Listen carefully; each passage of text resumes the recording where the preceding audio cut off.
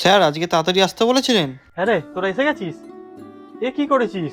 পড়ার ব্যাগ আজকে কেউ নিয়ে আসে? আজকে টিচার্স ডের দিন আমি কি তোদেরকে পড়াবো? সত্যি তোরাও পারিস বটে। তোরা আজকে যাতে তাড়াতাড়ি এসে আনন্দ করতে পারিস তাই জন্য তাড়াতাড়ি আসতে বলেছি তোদের। স্যার বলছিলাম আজকে পড়ার ঘরটা একটু সাজাবো। সাজাবি মানে? আজকে তোদের যা খুশি তাই কর। আর শোন, ঘর সাজাতে তো বেলুন ফেলুন জিনিসপত্র তো কিনতে হবে। আমি অনলাইনে টাকা পাঠিয়ে দিচ্ছি, যা গিয়ে কিনে নিয়ে না আয়। না স্যার, টাকা লাগবে না, আমরা কিনে আবার? নিয়ে আমি আসছি। তো বললাম আমি টাকা পাঠিয়ে দিচ্ছি, যা গিয়ে কিনে নিয়ে আয়। আর শোন, তোরা তো নাচ গান তো করবি, বক্স ফক্স তো লাগবে। আমি বক্সের লোককে ফোন করে দিচ্ছি, বক্স লাইট সব দিয়ে যাচ্ছে। তোরা একবার দেখে নিস। তোদের যেন কি বলার ছিল, ও তোরা তোরা 80 জন আছিস না?